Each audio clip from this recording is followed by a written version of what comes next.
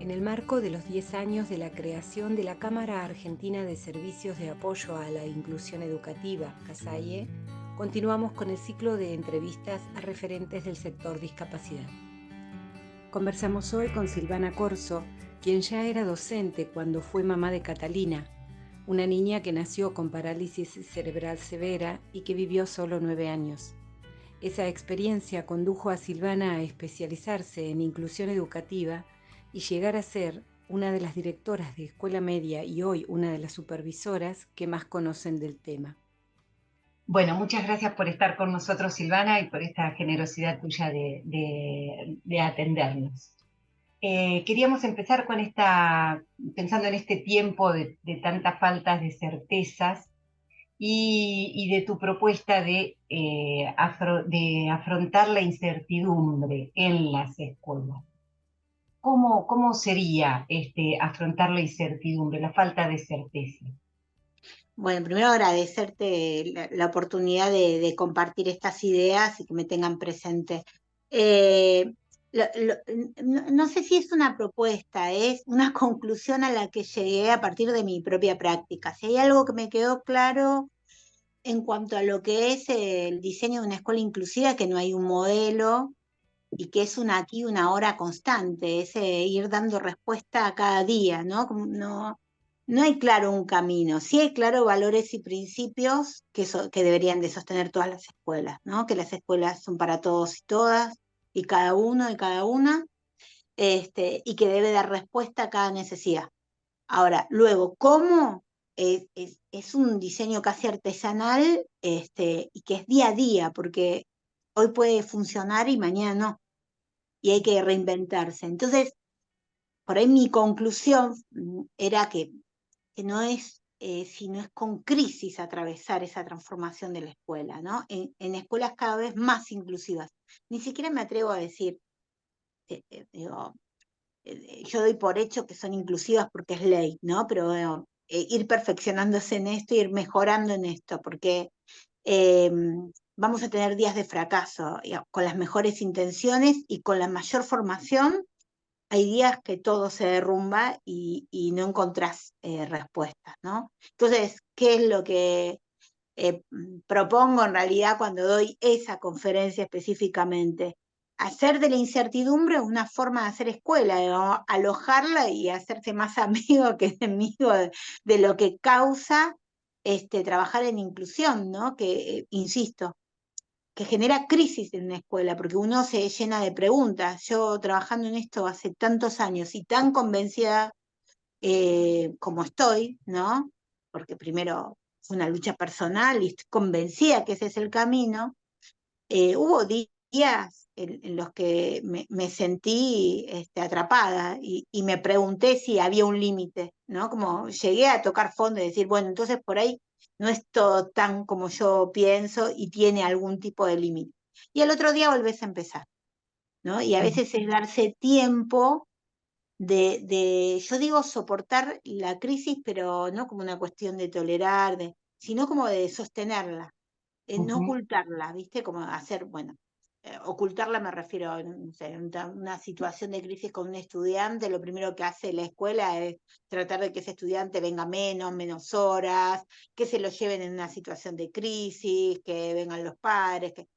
Yo lo que más me resultó justamente fue sostenerla esa crisis, porque la única forma de pensar nuevas respuestas era poder leer lo que estaba pasando. Si vos tendés a ocultarlo, a invisibilizarlo, no quiero usar la palabra desaparecer, ¿no? En ese momento creo que es una palabra muy fuerte, pero sin visibilizarlo es imposible que aparezcan otras respuestas y terminan esas respuestas casi como que de manual, ¿no? Nos fuimos preparados, no es para todos, según qué discapacidad.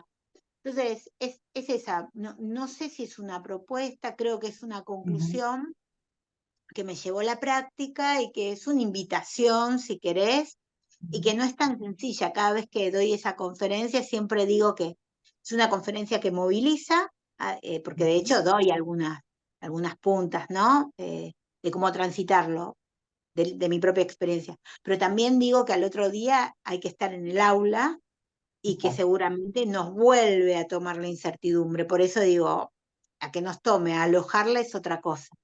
Exacto. Y en este contexto, la figura del director o del equipo de conducción tiene un rol importantísimo, ¿no? Vos has sido directora durante muchos años y conocés muy bien todo este contexto, desde todo este escenario, desde lo teórico y desde la práctica. ¿Qué tan fundamental es el rol del director y si es y hablando en términos de inclusión, si es el único o el protagonista fundamental, el equipo de conducción y la directora? Bueno, fui 14 años consecutivos, o sea, estuve en la misma escuela, eso es muy importante, que un equipo de gestión se mantenga durante un tiempo para hacer un cambio, ¿no? Ujú. Esa es también una conclusión a la que llegué con respecto a por qué a veces no suceden esas transformaciones, porque hay mucha movilidad del equipo directivo. Entonces sí es un rol fundamental. No es el protagonista, claramente es en equipo, no hay forma de hacerlo desde, ojalá, ¿no? Y fuera control remoto todo, pero no. Es en equipo porque el cuerpo lo ponen todos y fundamentalmente los docentes en el aula, las familias y los protagonistas. Entonces es en equipo. Y quienes están alrededor de los protagonistas, ¿no? Todos los equipos externos que están apoyando. Es un trabajo en equipo.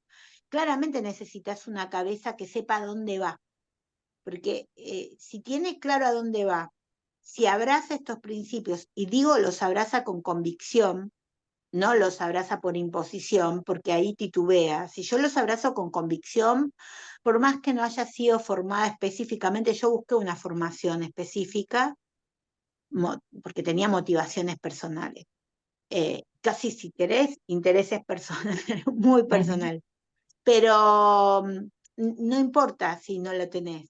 Si vos estás convencida que la escuela debe abrir sus puertas, luego es en el día a día, en el aprender del día a día, y sale y surge solo la formación, incluso la formación como investigación en acción, ¿no? Como que sacás conclusiones de tu propio hacer.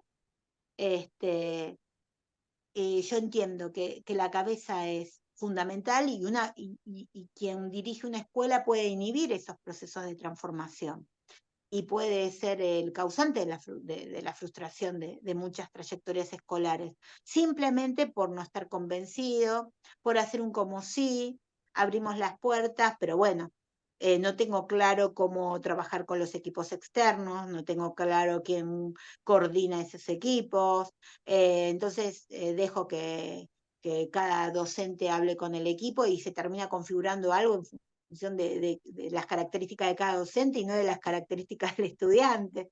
Entonces, si no hay quien tenga claro a dónde va, seguramente va a fracasar. Ahora, que lo pueda hacer solo, imposible, y que sea el absoluto responsable del éxito, no. Del éxito no, pero del fracaso sí puede ser el responsable. De eso te Porque digo, puede inhibir. sí, sí, sí, sí, sí, sí, sí. Sí, de Sí, eso estoy convencida, me van a odiar todos los directores, pero es así.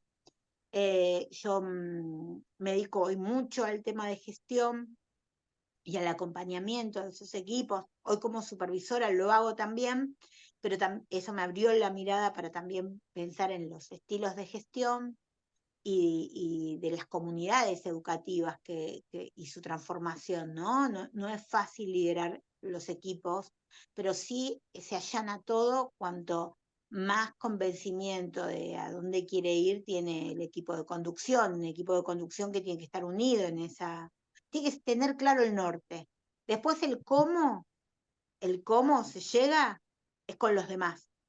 Entonces, yo siempre le decía a mi equipo, yo no pongo en discusión si debería este estudiante estar o no estar dentro de la escuela. Debe estar. O sea, no voy a discutir con nadie a quién le abro las puertas.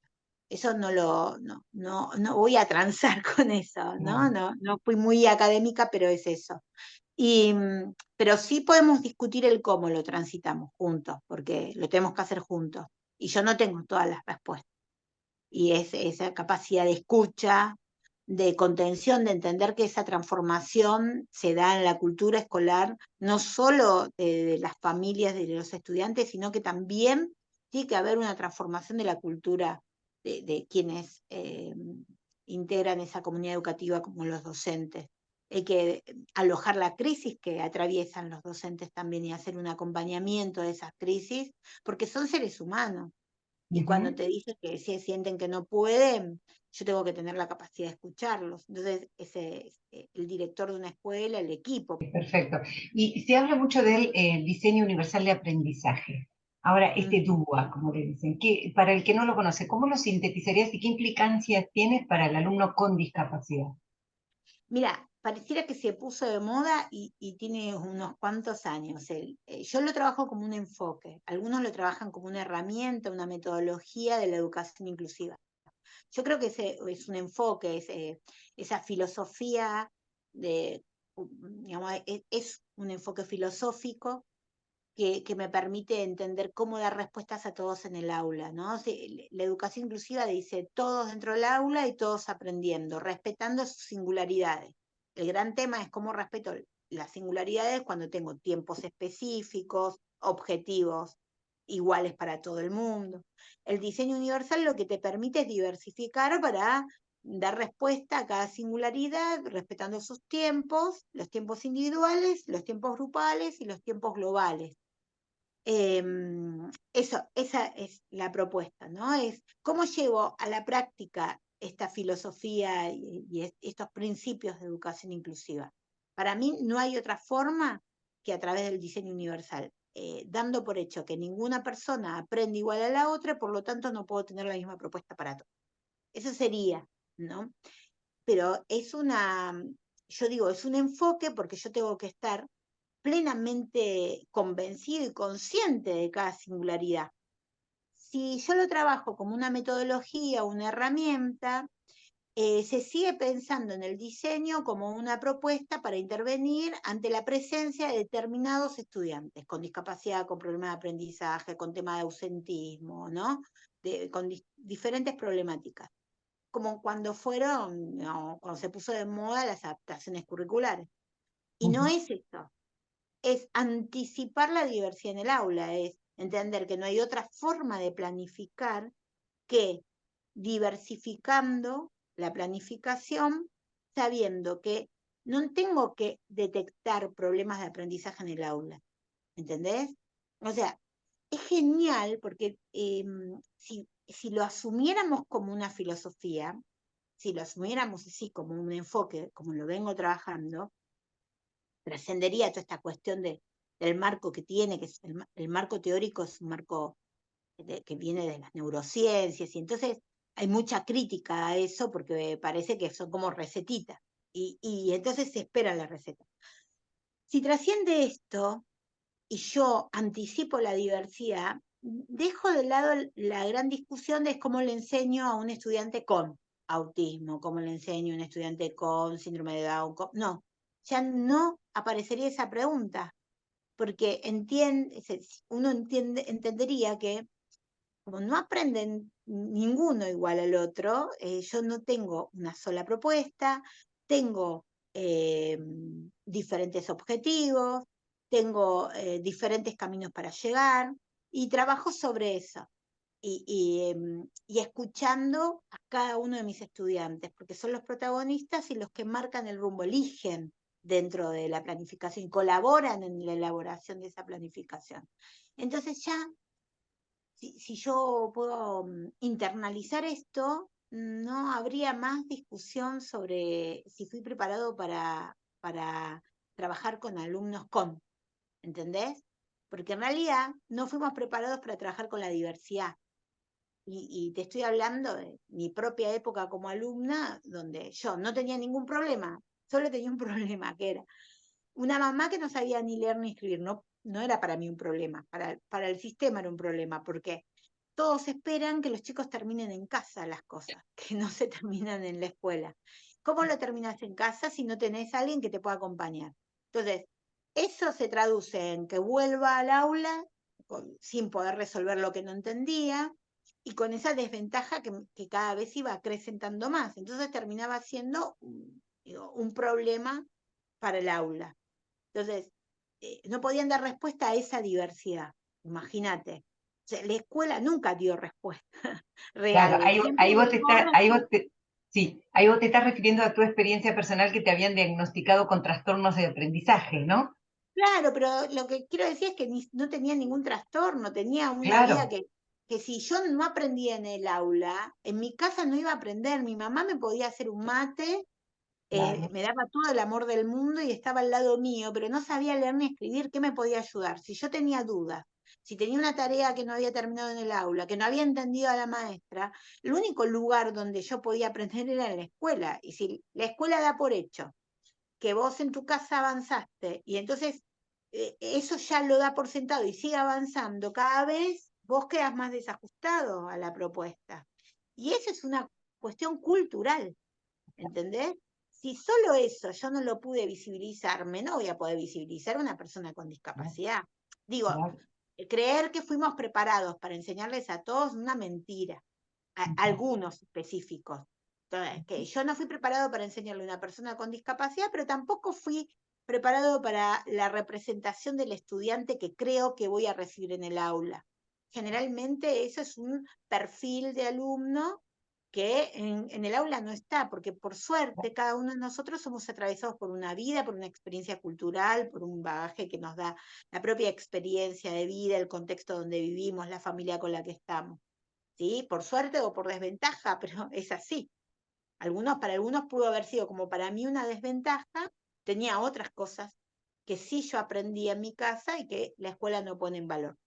Entonces, este enfoque del diseño universal pone en valor todo eso. Esas experiencias previas, ese contexto lo ponen en valor. ¿Entendés? Lo recupera. Vos hablabas, Silvana, de una lucha personal y de unos intereses personales en este tema de la inclusión que dieron como fruto esta convicción que tenés con el tema de la inclusión y de la educación. Sabemos que tuviste a Catalina y queríamos si nos podés contar esta experiencia tan personal y familiar. ¿Qué fue, cómo fue esta experiencia que vos viviste, además de esto que vos contabas de tu niñez, y qué te ayudó a vos y a tu familia a transitar esta situación? ¿Qué te ayudó y cómo eso hoy te impulsa o no, o cómo, si de qué manera te ayuda a transitar lo que hoy tenés que vivir? Mira, es genial porque voy a tratar de decirlo rápidamente y claramente, porque tiene como muchas aristas la Sí. historia de Catalina. Yo, bueno, me dedico a educación claramente y muy, muy comprometida con los problemas de aprendizaje de mis estudiantes. Me estudiaba mucho eso, pero nunca nada que ver con la discapacidad. Y después nace Catalina, se asfixia con el cordón, queda con una secuela de parálisis cerebral severa. Y me aleja un poco, yo seguía dando clases, ¿no? Pero me aleja un poco daba clases, trabajaba de docente, ¿me entendés? Me había alejado un poco de la vocación en cuanto a, respondía como profesora y estaba muy involucrada con la vida de ella, porque bueno, claramente era la prioridad en ese momento, ¿no? Y era una prioridad en cuanto a cuestiones de vida o muerte. Entonces, ahí yo empecé a descubrir varias cosas en el mundo de la primero, involucrarme en el mundo de la discapacidad, que para mí era como completamente desconocido. Y yo tuve a Catalina a los 29 años. Digo, no puede ser que yo hasta los 29 años no había visto una persona con discapacidad. O sea, yo sentía que era la primera en el mundo, no se los veía, yo iba a los consultorios, no veía, pero la realidad es que no ves lo que no querés que te pase, ¿viste? Entonces yo creo que en 29 años no vi lo que no quería que me pasara y como muchos todavía hoy tratan, invisibilizan de esa manera, ¿no? Como hasta casi una protección. Entonces, fueron como varias cosas que que fui descubriendo, el mundo de la medicina y la despersonalización en el tratamiento de las personas con discapacidad. Ahí yo aprendí a reivindicar a la persona, a reivindicar la cata, su nombre, a que la trataran bien, a elegir médicos que la trataran bien en la medida que se podía elegir, porque a veces el especialista, que era el más recomendado, no era el mejor humanamente en el trato, pero sin embargo era el más especializado y no te quedaba otra, pero en la medida que yo podía iba eligiendo personas que tuvieran valores especiales y que conectaran conmigo. Así que ahí también inicié una militancia, que también sigue hoy, ¿eh? Hoy doy charlas en hospitales y con médicos y en ateneos, trabajo mucho esa cuestión. Y me fui a formar mucho en esa temática para meterme en esos lugares, para que me habilitaran la palabra en cada lugar donde nada que ver mi formación. Pero bueno, ahí metí mi semillita. Luego era la calle, la mirada de lástima y de ignorancia, porque es eso, porque es la ignorancia la que hace que vos mires con lástima. Entonces yo ahí tenía como mi propuesta de superar esa mirada y yo decía, yo voy a lograr que en la calle los vecinos la saluden y se conecten con ella más allá de la discapacidad como persona. Era muy gracioso porque me concentré mucho en su producción estética. Y lo logré, vos sabés que era salir a la calle, yo vivía sobre una avenida y la gente salía, los vecinos salían y los negocios, porque pasaba por muchos negocios y ya la conocían, se hizo muy famosa Catalina, y salían a ver qué llevaba puesto. Y sí, le combinaba todo, porque le inspeccionaban todo, que le combinara la colita con las medias, yo era preciosa mi hija y ponía ahí mucho, mucho, mucho, mucho. Era una ciruja en esa época, porque no había plata para todo, entonces, pero ahí estaba toda la producción en ella. Y yo decía, lo logré, pero esto en realidad no es un cambio que voy a poder hacer, no es una lucha que está acotada. ¿Dónde cambia esa mirada? Y bueno, después ahí, nada, buscaba el mundo social para Catalina, que no lo tenía, más allá de esto de los adultos, y, y me di cuenta que los niños no veían tampoco la discapacidad, pero ya lo hacían naturalmente. Lo otro fue como una lucha para revertir algo, de cómo la miraban con lástima o la ignoraban por no ponerte incómoda a conectarse con ella. Y los niños naturalmente se conectaban. Entonces dije, bueno, hay que llevarlo al jardín común. Y cuando vi los resultados ahí, de una nena que cada vez se ponía más compleja, porque cada vez ella tenía crisis que la llevaba a internaciones donde retrocedía, todo lo que se avanzaba en años o en meses y meses se retrocedía en una internación de 2 días, era volver a empezar, pero cada vez costaba más y cada vez empeoraba. Ella vivió solo hasta los 9 años. Pero bueno, ahí yo veía cómo reaccionaban los chicos, ¿no? Y bueno, fue en ese momento que empecé ya no me metí tanto en estudiar cuestiones de estimulación visual y estimulación auditiva, todo lo que me estaba metiendo. Dije, bueno, pero yo soy docente, voy a estudiar sobre educación inclusiva. Y como fruto de todo eso, hoy estás comprometida en el nivel en el que estás, ¿no?